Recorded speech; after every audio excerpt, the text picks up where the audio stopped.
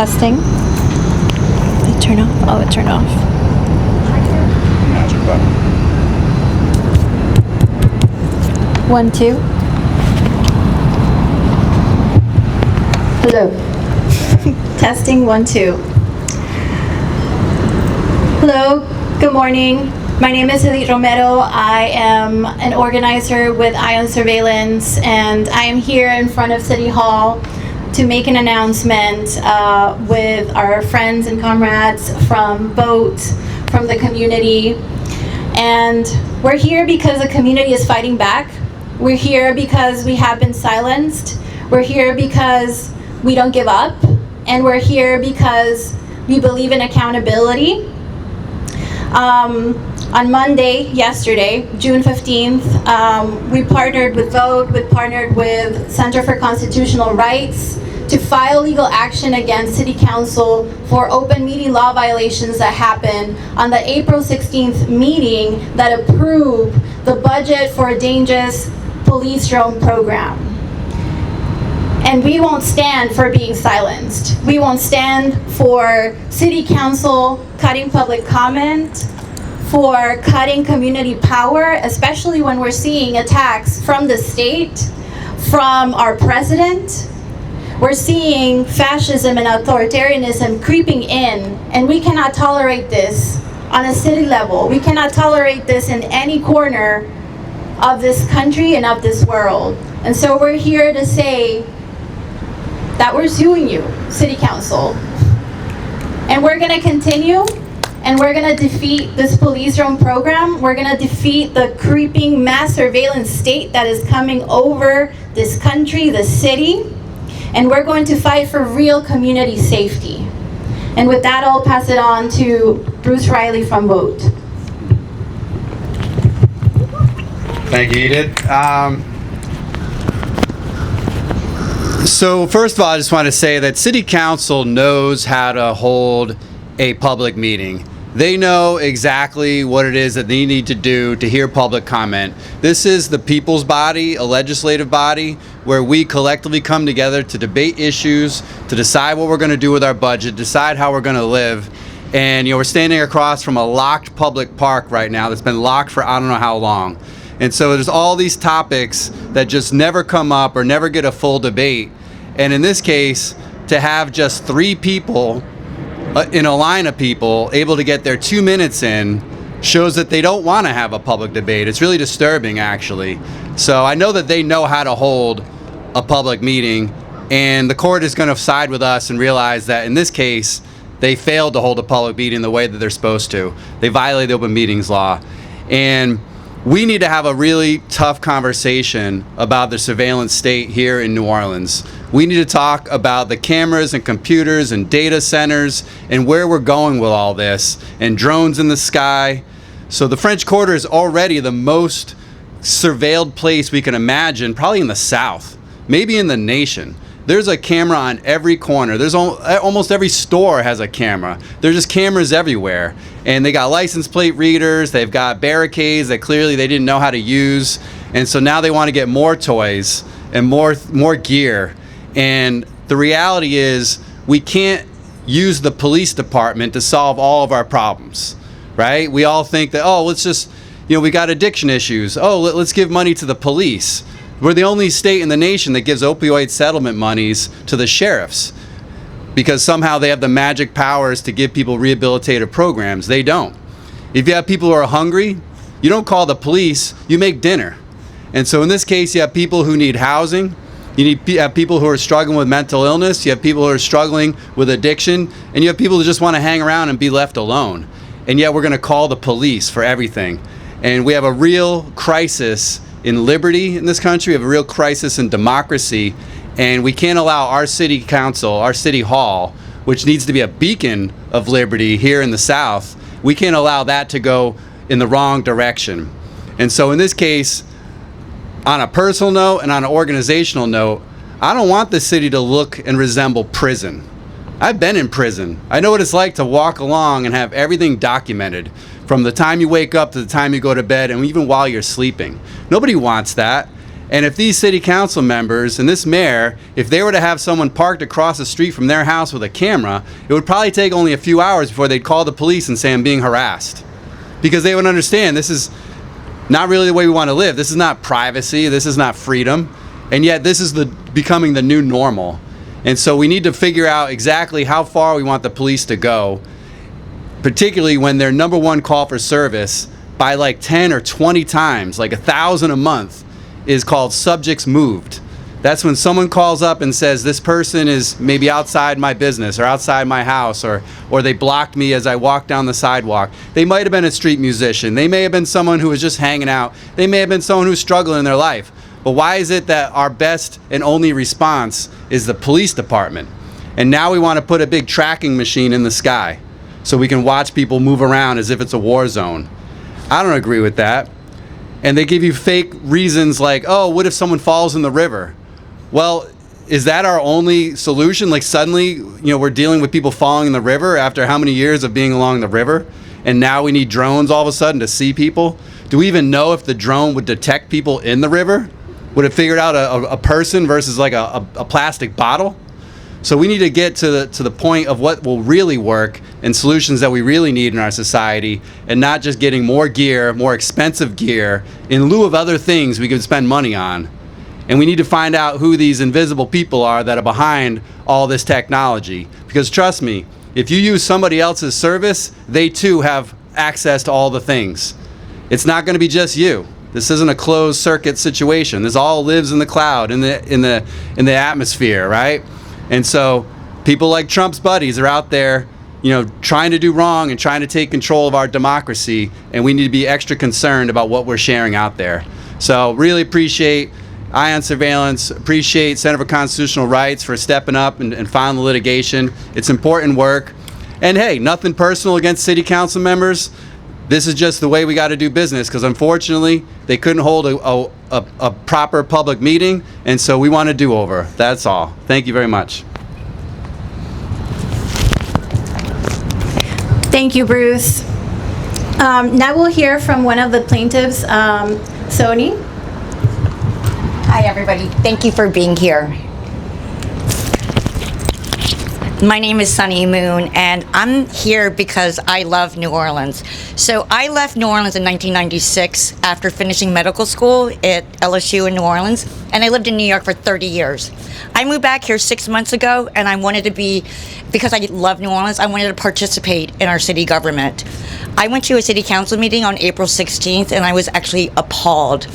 When I lived in New York City, I went to city council meetings. I've testified at multiple city council meetings, and I was on the Community Education Council, which is the New York City version of public school boards for the largest school district in Manhattan.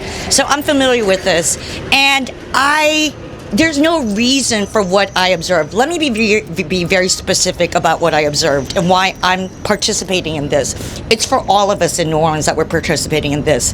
I went to the meeting on April 16th, and unlike usual, I got there a little early.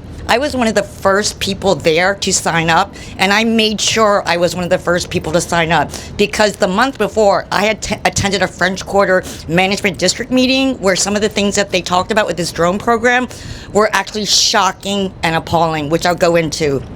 I got to the meeting early. I signed up.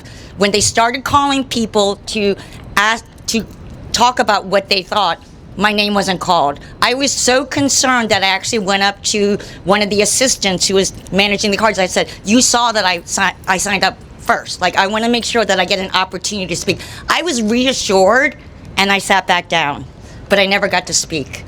The reason why I was so concerned, and more people know about this, at the French Quarter District meeting where they said, well, what are some specific use cases for the drone? The one specific use case I mentioned was when somebody was having a mental health emergency.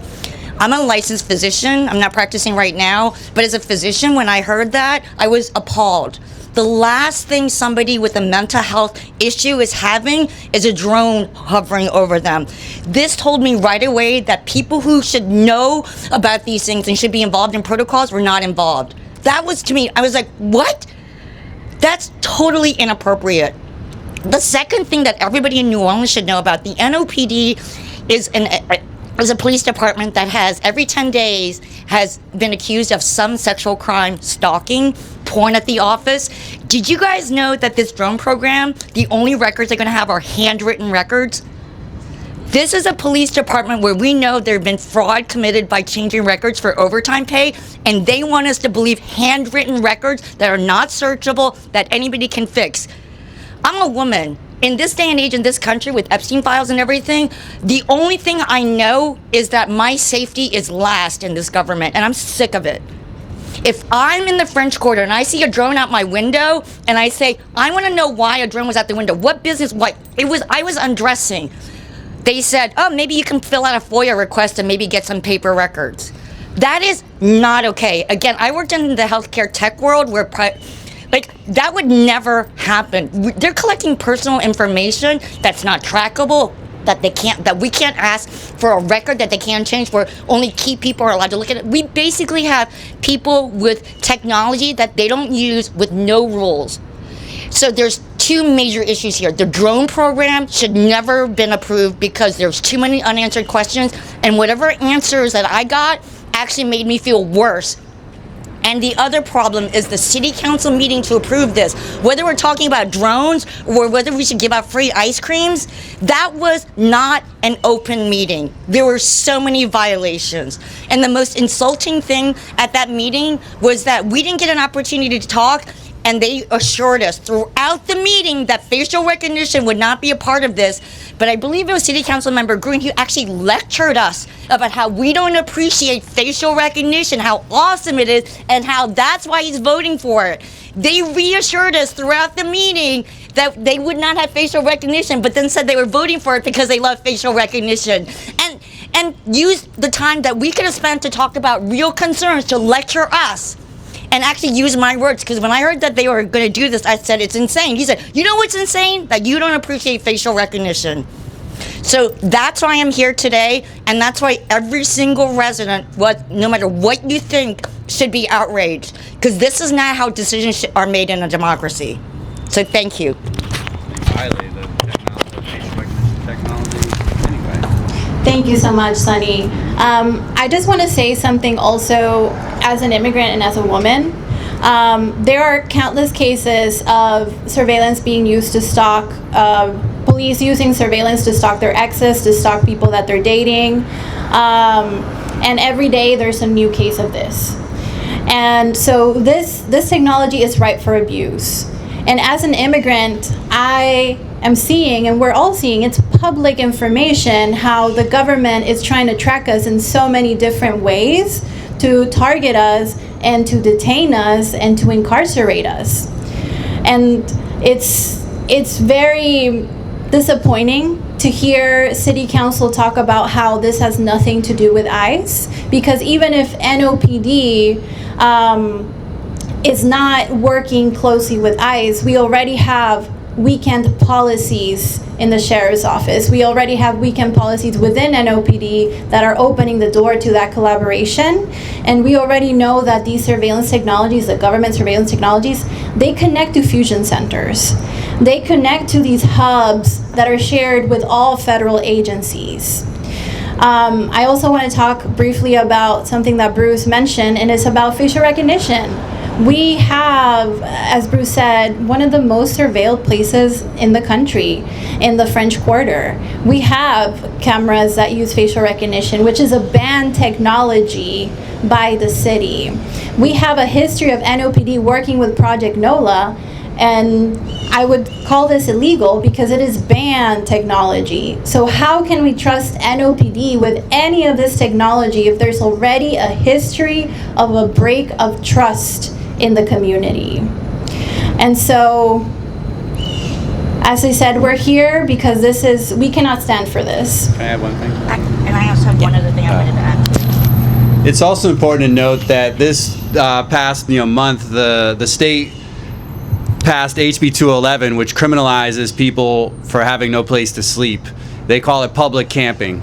And they wanted to give you up to 2 years in prison for it. And if you had 4 of those, you would have got a mandatory life without parole sentence because you've fallen under the habitual offender law.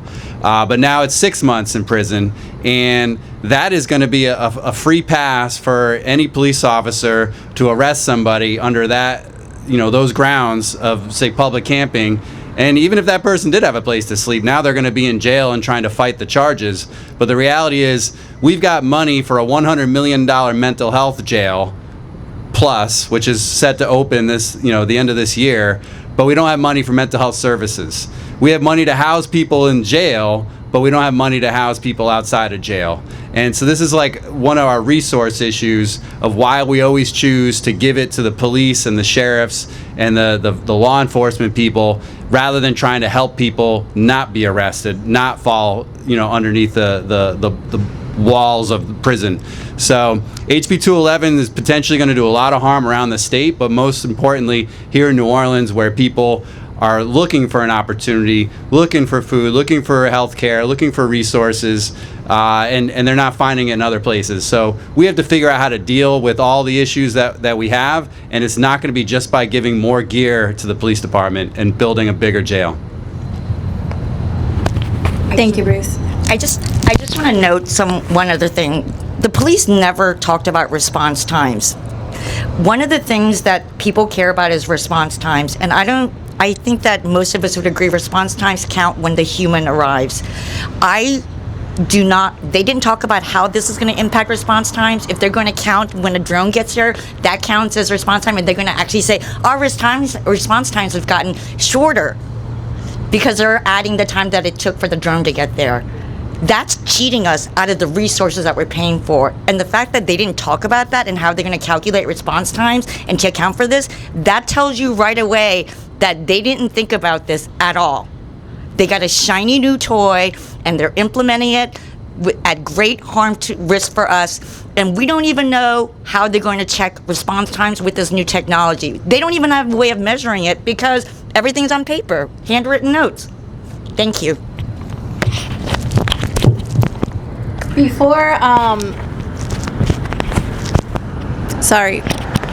Before we open it up to other speakers, I want to read some words from Prince Holmes. Fortunately, he wasn't able to be here, but Prince Holmes is a beloved community leader who runs a nonprofit called Youth Rebuilding New Orleans. He's been doing this for years. He's even worked with City Council, but in May, Holmes was severely harmed by NOPD and the facial recognition system of the Caesars Casino.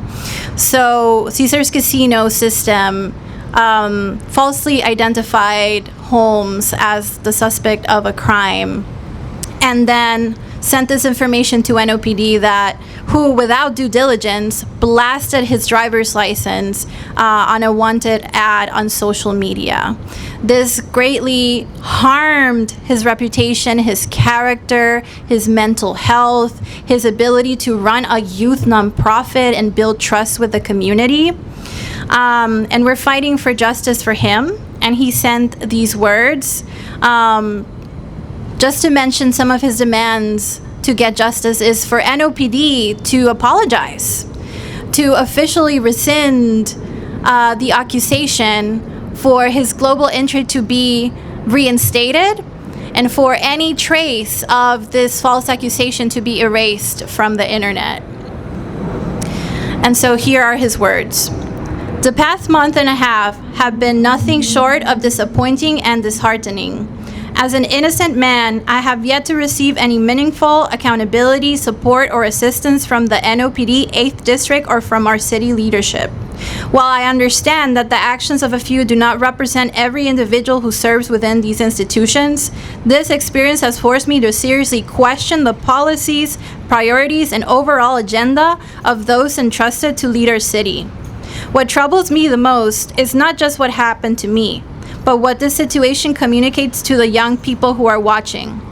Every day, our youth are told to respect authority, trust the system, and believe in leadership. But what happens when they witness someone they look up to being mishandled, ignored, and denied basic accountability? Does that inspire hope? Does it strengthen their faith in our institutions, or does it send a message that justice depends on who you are and not what is right? As a community leader, I have dedicated myself to building bridges, creating opportunities, and encouraging young people to believe they can make a difference. Yet experiences like this make that mission far more difficult. When leadership refuses to acknowledge mistakes or take corrective action, trust begins to erode. And once trust is lost, people stop believing in the systems that were created to serve them. This should be an easy fix. Accountability should never be controversial. Transparency should never be optional. Unfortunately, once again, pride appears to be standing in the way of doing what is right. Our community deserves better. Our youth deserve better. I deserve better. And those entrusted with leadership must understand that respect is earned through action, not titles. I would encourage anyone who's watching this to go on the EOS Instagram or website. We have a petition to sign for Prince Holmes. It's bit.ly/Justice for Prince. And you can find it on our website or Instagram, and we're going to keep fighting until the demands of Prince Holmes are met.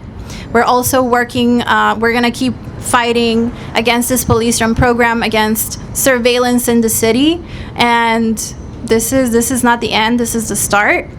And I want to open it up to any other speakers who want to add anything else before we finish.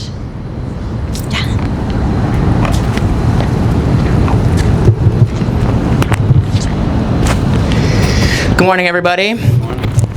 My name is Rosalina Victorian Framboise. I'm a member of Students for Democratic Society, and I'm so happy to be out here supporting EOS in their campaign against these gross, repugnant police drones and the police overreach and the city council overreach. And, you know, I hadn't heard the story about Prince Holmes, but what I'm going to say is that is awful, it is evil, and it is another example of the NOPD thinking about the NOPD first before they think about the community first. It's an example of the NOPD thinking about how to protect themselves and how to protect their brethren rather than how to protect the people that they have sworn an oath to serve. Now, I'm going to borrow something from a fraternal organization that could make it out. Because we know that there is a solution to these problems. We know that the solution is to struggle against the NOPD and the city council when they are trying to do overreach against the people. And it is that overreach which is why we need a community control of the police. We need a community control. Because if the community were to control the police, it would mean that the police is actually meant to serve us rather than serving themselves. Everything from NOPD cover-ups to surveillance to mishandling people to mishandling cases to mishandling evidence, all of this is ingrained into the culture of the NOPD. And the people in that building there, through not letting people speak and whatnot, they are supporting it and they are defending it. And I just wanted to say that. I just wanted to say that this is amazing work, and to anyone watching here, you should come out and you should get organized. You should join an organization like EOS or an organization that's near you so that you can organize for community control of the police, against surveillance, against all these things that are happening against the people of the city of New Orleans and the people of the United States as a whole. So thank you so much for letting me ramble a little bit. Do you mind if I do a NARPA promo real quick? Okay.